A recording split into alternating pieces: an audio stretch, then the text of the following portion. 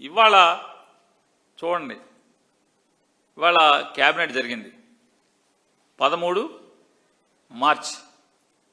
మార్చి ఇవాళ క్యాబినెట్ జరిగింది. క్యాబినెట్లో ఎవరో ఒక విలేకరు చెప్పింది 26 అంశాలు ఉన్నాయని చెప్పని, తన శాఖ కాకుండా పక్క శాఖ చూసేటువంటి మంత్రి గారు మాకు చెప్పారండి అని చెప్పారు. తన శాఖ అసలు గాలికి వదిలేసి జగన్మోహన్ రెడ్డి గారి దూషణ శాఖ మార్చులు మాకు చెప్పారండి, 26 అంశాలు ఉన్నాయండి అని చెప్పారని చెప్పని ఒక మిత్రుడు చెప్తున్నాడు, పాత్రికేయ మిత్రుడు. 26 అంశాలు, 26 అంశం అంట. 26 అంశాలు ఇవాళ క్యాబినెట్ బ్రీఫింగ్ వచ్చి ఒక మంత్రి గారు చేశాడు కదా అప్పుడే ఒక గంట క్రితం. కానీ 26 అంశాన్ని మాత్రం దాచిపెట్టేశాడు, సంచిలో దాచిపెట్టాడు.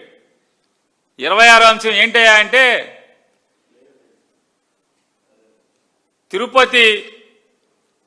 తిరుపతిలో చిత్తూరు అంటే తిరుపతి ప్రాంతంలో చంద్రగిరి ప్రాంతంలో డైరీ ఉందంట. ఆ డైరీ హెరిటేజ్ కంపెనీ డైరీ అంట, ఎప్పటి నుంచో నడుస్తుందంట. ఆ డైరీలో మెషినరీ అంట అప్గ్రేడ్ చేస్తున్నారంట, మెషినరీ అంతా మారుస్తున్నారంట. దానికోసం అని చెప్పని క్యాబినెట్లో స్పెషల్గా పెట్టి హెరిటేజ్ కంపెనీ 200 కోట్ల రూపాయలు పెట్టి దాంట్లో మెషినరీ అంతా మారుస్తుంది. ఆ మెషినరీ మార్చడం వల్ల కొత్తగా 35 మందికి ఉద్యోగం వస్తుంది. అందుకోసం అని చెప్పని టైలర్ మేడ్ ఇన్సెంటివ్స్ అంటే రెడీమేడ్ కాదు, అంటే అందరితో పాటు సమానంగా ఇండస్ట్రియల్ పాలసీలో ఇచ్చేటువంటి ఇన్సెంటివ్ కాదది.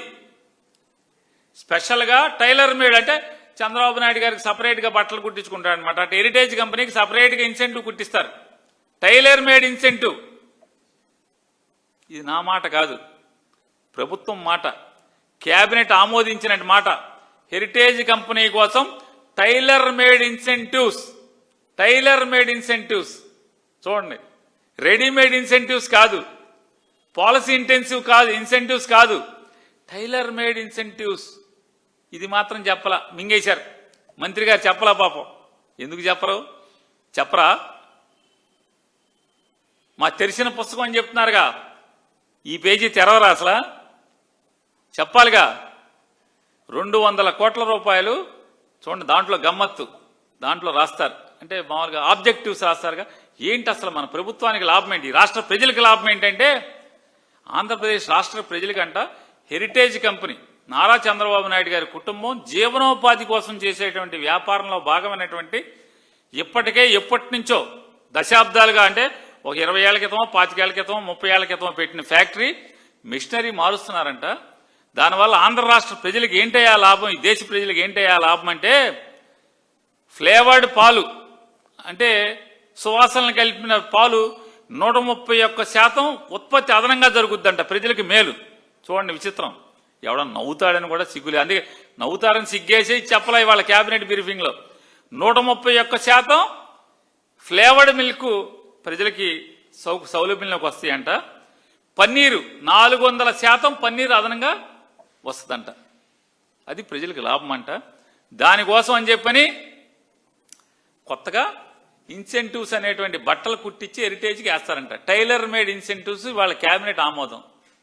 సిగ్గు శరం, నవ్వుతారేమో ప్రజలు.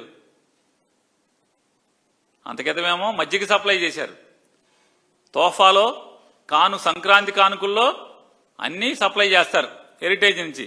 పత్తిత్తి కబుర్లు చెప్తారు చంద్రబాబు గారు అసెంబ్లీలో, పెద్ద పతివతా సినిమాని. ఈయన ఏం చెప్తాడు, అసలు ఆ కంపెనీ ప్రభుత్వంతో వ్యాపారం చేయదు, మజ్జిగ మనమే అమ్ముతాం.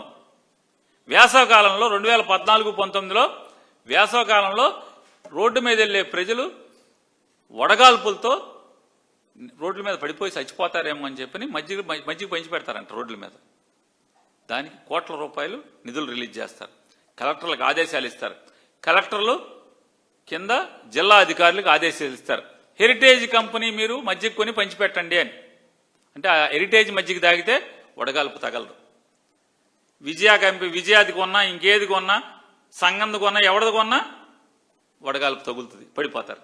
ఒక హెరిటేజ్ కొంటే మాత్రమే వడగాల్పు తగలకుండా ఫుల్గా తిరిగేస్తుంటారు ఎంత ఎండ అయినా సరే. అట్లా దేవుడికేమో 2000 టెండర్లు లేకుండా, ఏ టెండరు లేకుండా 2000 కేజీల పాలపొడి వెంకటేశ్వర స్వామికి. మరి వెంకటేశ్వర స్వామి పాలపొడితో ఏం చేసుకుంటాడు తెలియదు. తిరుపతి వెంకటేశ్వర స్వామికి 2000 కేజీల పాలపొడి నామినేషన్ పద్ధతిలో కొనుగోలు చేశారు.